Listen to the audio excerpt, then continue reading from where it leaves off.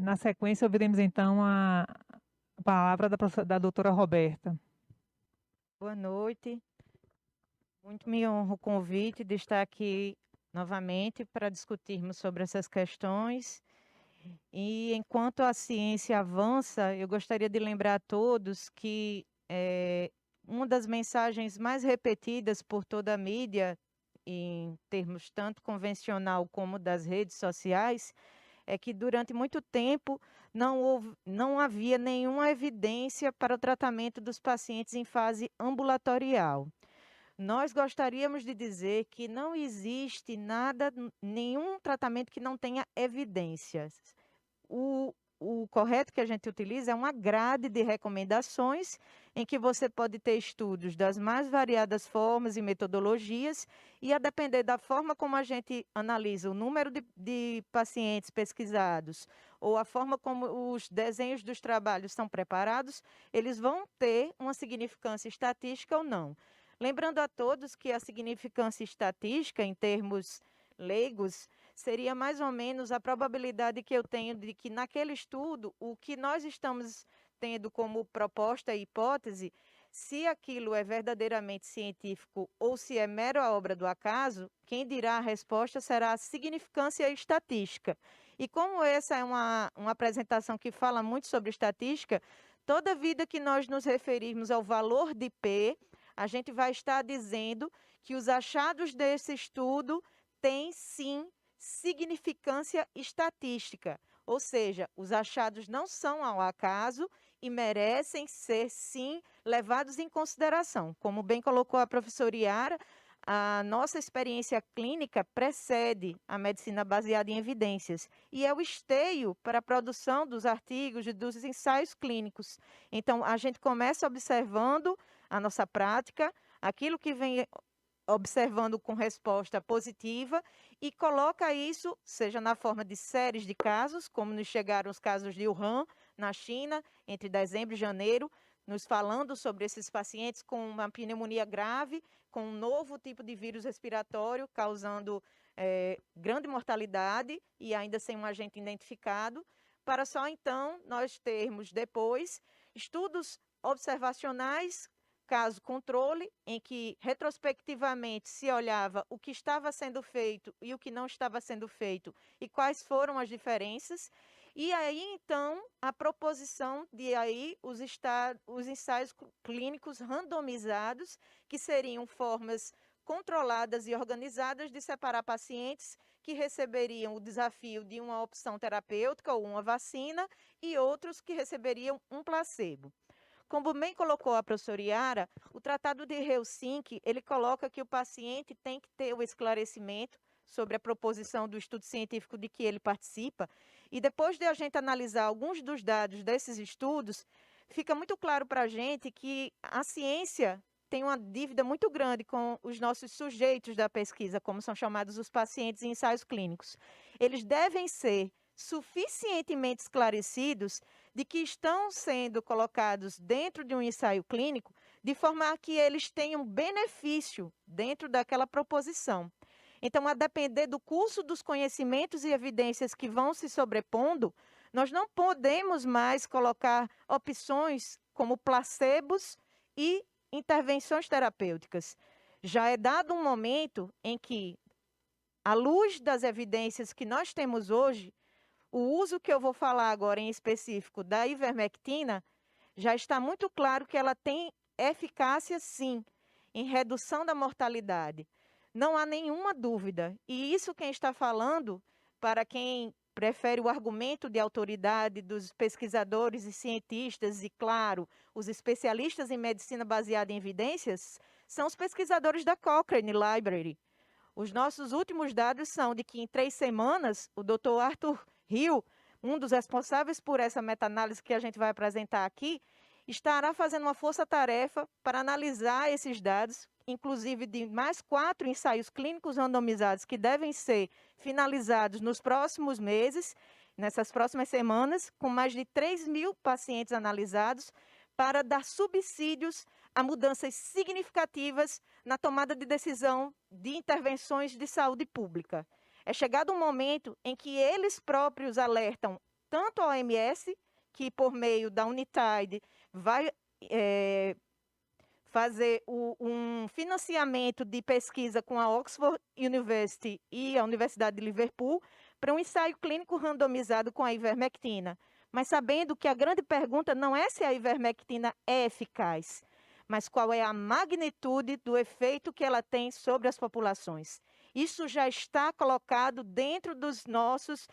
ciclos acadêmicos e, principalmente, em todos os debates e em todos os relatórios que esses cientistas se propuseram a analisar. Eles dizem muito claramente, em todos os momentos que apresentaram esses dados, nós não temos dúvida sobre a eficácia da ivermectina. Nós só precisamos desenhar ensaios clínicos que nos permitam dizer qual é a melhor dose, qual é a melhor frequência, em qual subgrupo de pacientes e em qual fase da doença.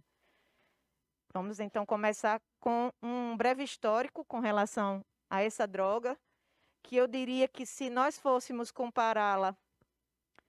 à pandemia do Covid e à Guerra de Troia, a ivermectina seria a sofredora Cassandra, que foi a sacerdotisa do Templo de Apolo, que anunciou aos nossos heróis da Grécia em Troia de que não confiassem naquele cavalo de madeira e que ele seria uma ruína. E o cavalo de madeira chegou e levou a esta pandemia de forma disseminada. Eu vou me fazer explicar melhor com os slides que vão falar sobre o mecanismo de ação dessa droga multifacetada e que está há muitos anos à nossa disposição para modificar a vida e a qualidade de vida de muitos pacientes em todo o mundo.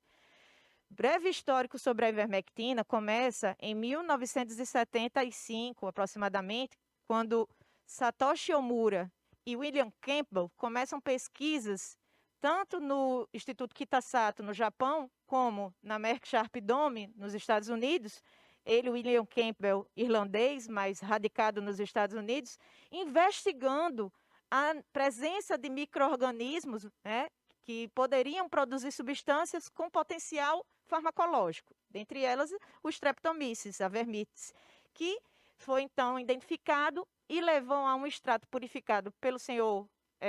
Satoshi Omura e levado para a Merck Sharp Dome, deu início a uma empreitada que depois a gente vai analisar, foi exatamente a causa do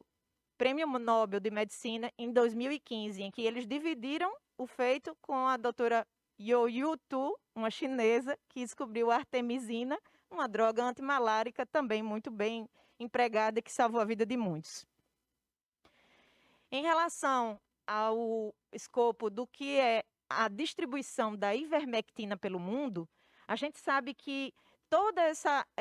apresentação do que foi a ivermectina para a vida, tanto do ponto de vista de saúde veterinária como humana, levou a uma grande melhora nas qualidades dos rebanhos e principalmente dos seres humanos. Mas a gente não pode deixar de falar dela no sentido da erradicação de uma das principais doenças no continente africano, que é a oncocercose, a cegueira dos rios. Mais de 200 milhões de pessoas estavam, naquela época, em 1987, quando ela foi, então, autorizada para comercialização em humanos, acometidas sob esse risco. E era a causa de muitas pessoas ficarem cegas.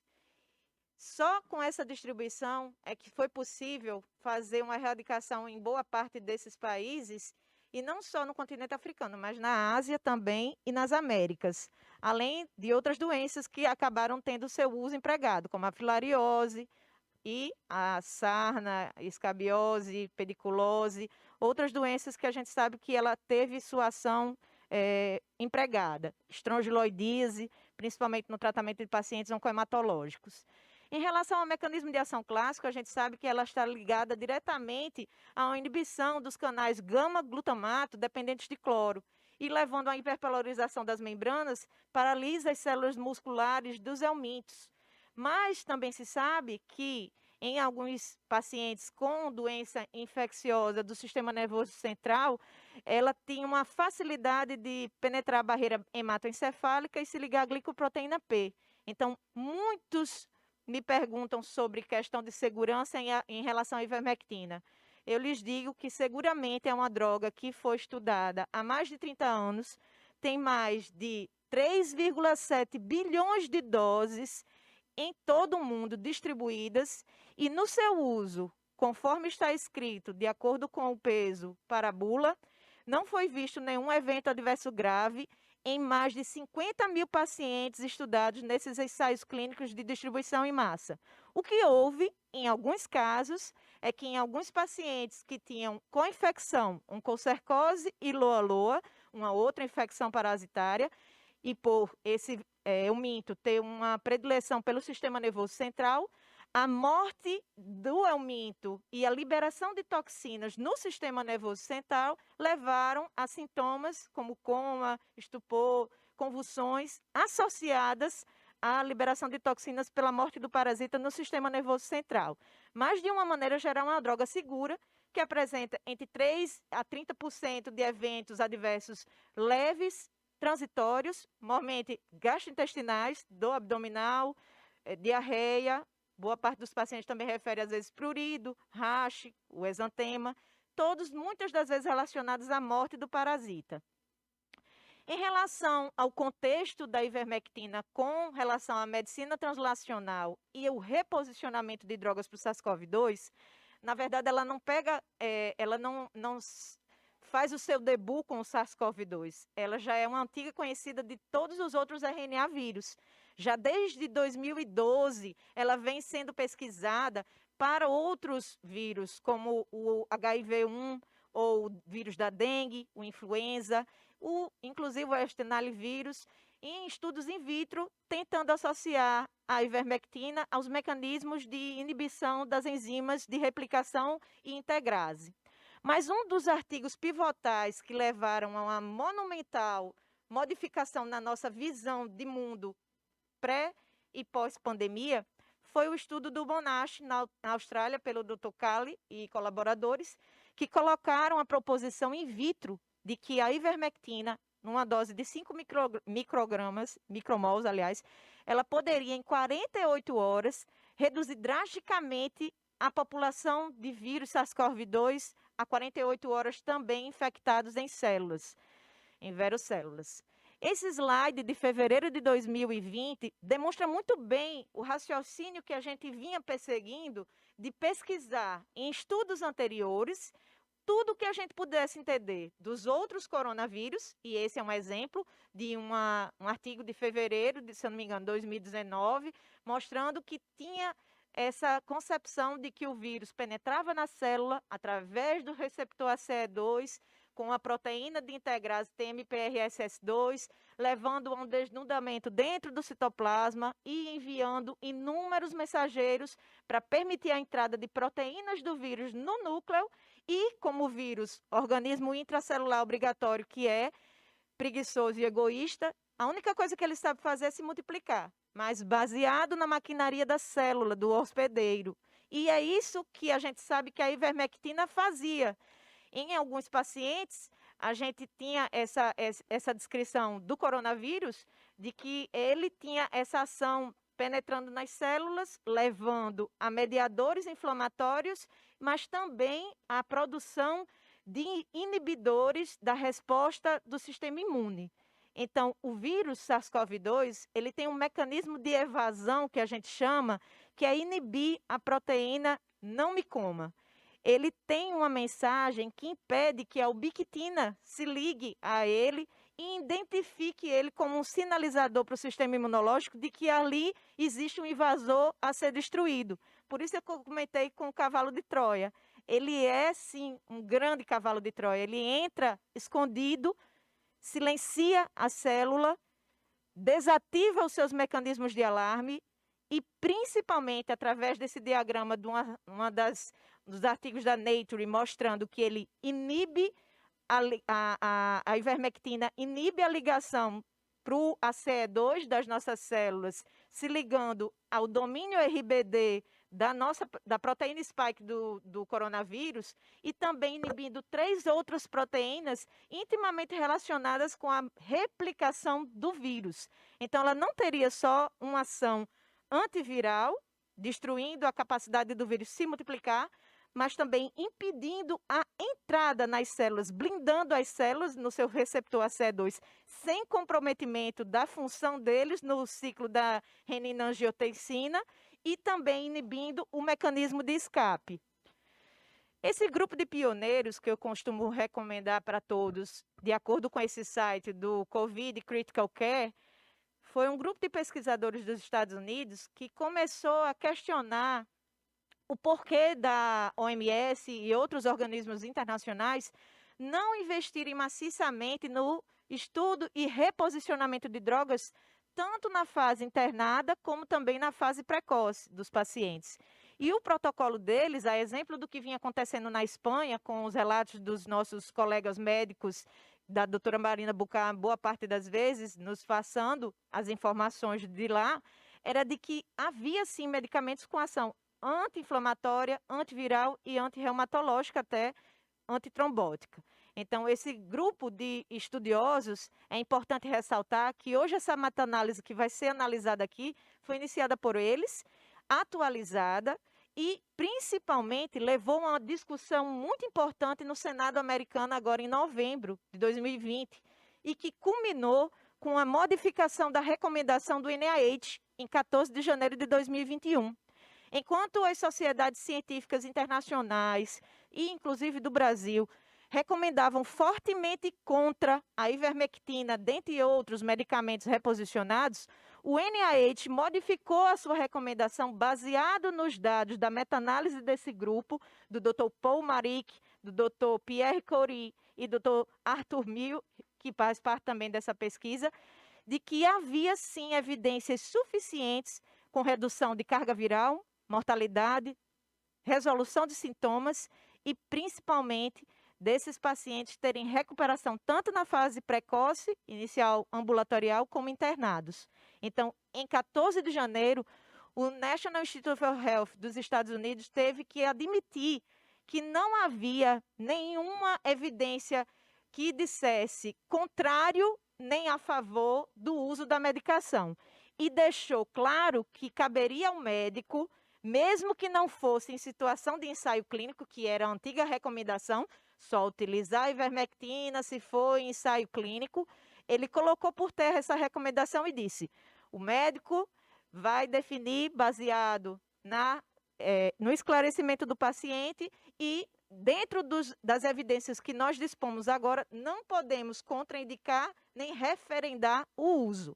E isso modificou completamente a ação de muitos médicos. Vejam o peso disso para a decisão do clínico, que não é especialista, do médico que é, em parte, especialista, mas espera a referência do seu órgão internacional de saúde e nacional para balizar os protocolos e guidelines. Então, isso fez uma modificação muito importante que repercutiu na Europa, levando a colocação da ivermectina como medicamento off-label em vários países, baseados nos estudos, que é isso que a gente vai discutir, sobre a ivermectina, que agora, em 9 de fevereiro, já existem 37 ensaios, 265 cientistas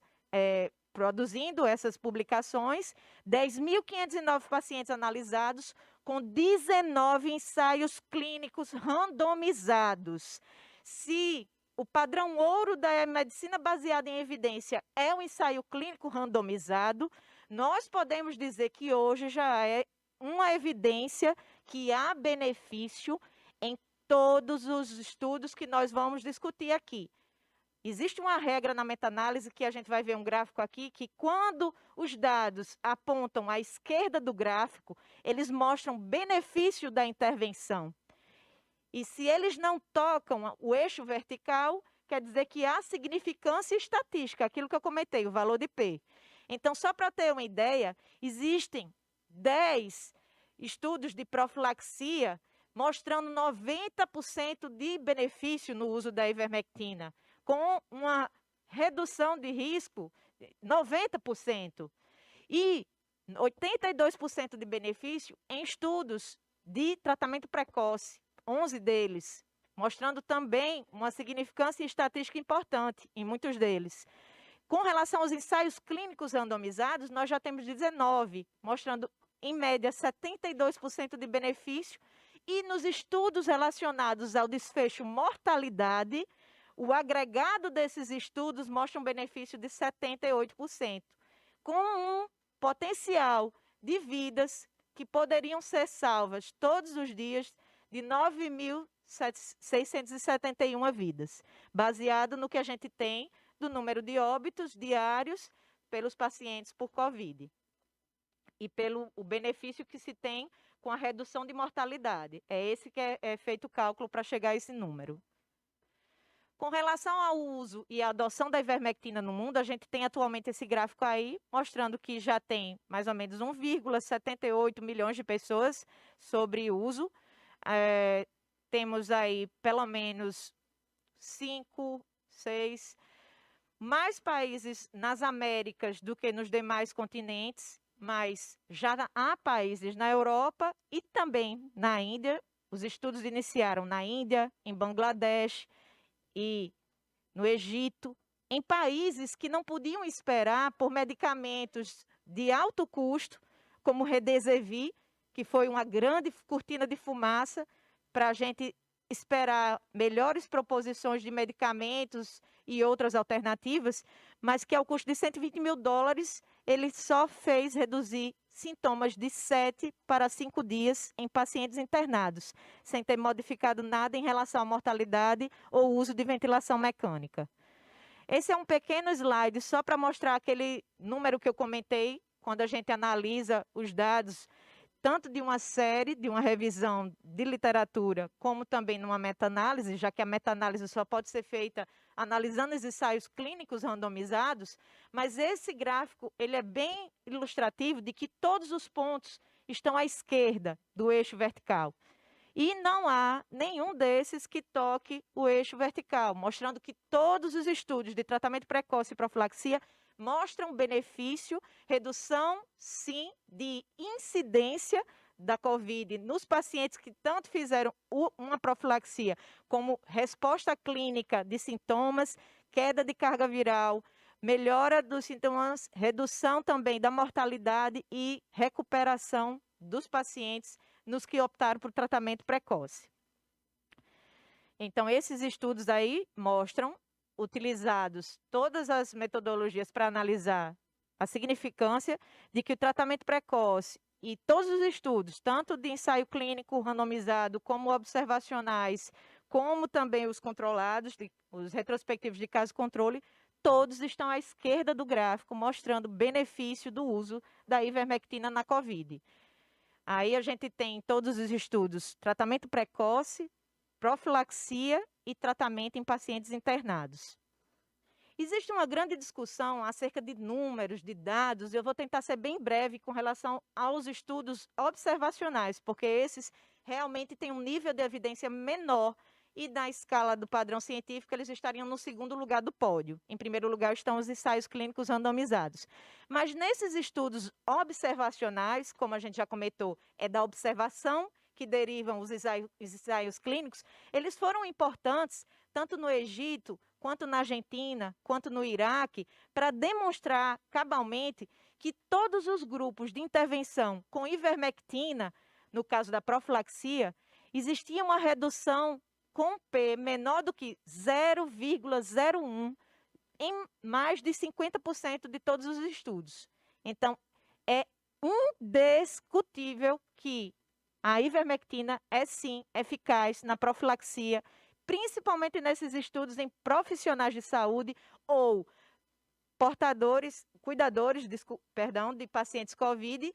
e moradores de contatos intradomiciliares positivos. Os estudos basicamente foram feitos com o contato da casa sendo diagnosticado, naquele D0, o familiar ou o profissional de saúde recebia uma dose da ivermectina e 72 horas ou 7 dias, dependendo do estudo e da metodologia, esses pacientes eram analisados e todos os que fizeram ivermectina mostraram a redução de chance da incidência do COVID. Só para ter uma dose mais ou menos estabelecida, Na Índia, foi tão importante esses estudos que ele levou a uma diretriz nacional de como os profissionais de saúde deveriam utilizar a ivermectina para sua proteção. E foi visto que não precisava ser uma dose semanal. Na maior parte das vezes, havia um benefício com significância estatística com uma dose aplicada com um reforço com 72 horas e, posteriormente, mensalmente. E esses profissionais, 400 deles, foram acompanhados por 4 meses. E foi visto uma redução da incidência de mais ou menos 80%, quase 27% o risco relativo em pacientes que utilizaram a ivermectina de contrair o COVID, nos profissionais de saúde que fizeram uso dessa profilaxia. Então, era bem maior o risco em quem só utilizava uma dose única, e é por isso que algumas pessoas nos perguntam: eu tomei uma dose e ainda assim adoeci. O racional, e que é isso que precisa ser dito e ficar bem claro para todos que nos ouvem, é saber exatamente qual é a melhor dose, qual é a melhor frequência, e de antemão, todos esses estudos não utilizaram superdosagens. Os pacientes foram acompanhados e não foi visto nenhuma alteração importante de hepatotoxicidade nos estudos de profilaxia. Nos estudos de tratamento, menos de 2% apresentaram elevação das transaminases. Mas como muitos utilizaram também, nos outros casos, hidroxicloroquina, hidroxiciclina, outros medicamentos internados, não há como a gente estabelecer uma relação de causa e efeito de que a hepatotoxicidade foi pela causa da transmissão, da infecção do vírus, e todo vírus a gente sabe que pode causar uma hepatite transinfecciosa, se foi relacionado ao outro medicamento qualquer que o paciente tenha tomado internado, ou se foi devido ao grupo intervenção que tinha, no caso, a ivermectina. Em relação ao uso em ensaios clínicos randomizados, também ficou claro isso. Com redução de significância estatística, nós temos aí mais de 6 ensaios clínicos randomizados versando sobre profilaxia. Em relação a um tratamento de pacientes com COVID, a gente tem estudos tanto na fase precoce como na fase moderada grave. Na fase moderada grave, a gente tem apenas algumas considerações com relação ao N, ao número de pacientes descritos e pela homogeneização dos dados. Então, cabe aqui ressaltar que cada ensaio clínico randomizado tem algumas centenas de pacientes e não milhares de pacientes. Mas quando se estuda o agregado dos números, a gente tem uma ideia de que esses pacientes tiveram significância estatística na redução de sintomas, principalmente da anosmia, da tosse. Em muitos deles, houve sim queda de citocinas inflamatórias, foram medidos dedímero, PCR, interleucina 6, um dos marcadores mais precoces da tempestade inflamatória que acomete os pacientes graves, e houve sim pacientes com melhora clínica e alta mais rápida. Tem um estudo em específico que a gente gostaria de só destacar, que é o ICON Study, que foi na Flórida, e apesar dele ser um estudo retrospectivo, não ser um ensaio clínico, ele mostrou pontualmente que os pacientes que utilizaram ivermectina internados apresentaram uma redução de mortalidade alta. E isso precisa ser dito. E o que me chama a atenção, e lógico, não me causa surpresa, é que não foi dito isso com nenhuma comemoração dos meios televisivos e midiáticos das redes sociais, porque todos nós aqui estamos numa perspectiva de dar-nos as mãos no sentido de ter mais alternativas para o tratamento do nosso paciente, seja internado, seja em uso ambulatorial e seja inclusive na profilaxia. É muito louvável que a gente tenha a estratégia da vacina, mas ela não vai estar em curto e médio prazo disponível a toda a população. O advento das cepas mutantes está aí para mostrar para a gente nada de novo, na virologia, pelo menos. E uma das mutações, é bom que se diga, pode levar exatamente a um escape daquela porção RBD, da proteína spike, que se liga ao nosso receptor ACE2 e que é o alvo de muitas das nossas vacinas, como já foi mostrado nos estudos da África do Sul. Então, a profilaxia, mais do que nunca, se mostra como uma grande ferramenta de saúde pública para prevenção de dano, redução de carga viral e, consequentemente, de transmissibilidade nesses pacientes, quando se sabe que 80% da transmissão acontece no meio intradomiciliar. Então, não há como a gente não dizer que dentro de toda essa postulação de dados que estarão aí disponíveis, com todas as referências, para termos um olhar com cuidado, mas principalmente imparcial. Porque, da mesma forma como a pandemia levou a 2 pesos e 2 medidas, sempre pedindo muito de nós que estávamos advogando essa questão do tratamento ambulatorial na fase inicial, com drogas reposicionadas, sempre nos eram exigidos esses dados, pois eles estão aí. E vão dar subsídio para os grandes ensaios clínicos que só vão dar resposta em 3 meses. E eu lhes pergunto, quantas vidas a mais poderiam estar sendo salvas com os dados que retrospectivamente nós já temos? Nós, enquanto médicos, individualmente no nosso microcosmo ambulatorial, e vocês que estão aí na linha de frente, pensando o que eu posso fazer a mais, além de usar o EPI, o que eu posso ter de estratégia para os meus idosos, como agora recentemente na França foi publicado. E para vocês terem uma ideia do delay, do atraso entre o que é o conhecimento da prática ao que é publicado, na França, entre março e maio, os médicos que atendiam num asilo viram que tinha um surto de escabiose, de sarna. E foi feito um tratamento, como é feito para todos os funcionários e residentes idosos na faixa de 90 anos, dentro desse asilo na França. Nesse mesmo momento, a França foi acometida pela primeira onda do Covid. E o que pôde ser observado pela experiência clínica foi exatamente um estudo retrospectivo, caso-controle, comparando os idosos e funcionários daquele asilo e os idosos e funcionários dos demais asilos que não tinham surto da escabiose e não tiveram 2 únicas doses de ivermectina. E que, no grupo que era dos pacientes e profissionais de saúde que usaram a ivermectina no surto, houve 0% de letalidade pelo Covid. Muito embora 11% tivessem tido sintomas, apenas um teve PCR positivo, mas não houve necessidade de internamento, só um paciente idoso precisou de oxigenoterapia, mas todos sobreviveram. Enquanto que nos demais asilos analisados segundo mesmo idade, gênero e proporção de profissionais idosos, foi vista uma letalidade muito maior, de 4,5%, e uma evidência de incidência de Covid de 22%. Então, como não dá o benefício da dúvida, naquele momento, eu não tenho dúvida que eu teria também feito, como alguns de nós podem ter feito em suas famílias e instituições filantrópicas ou não.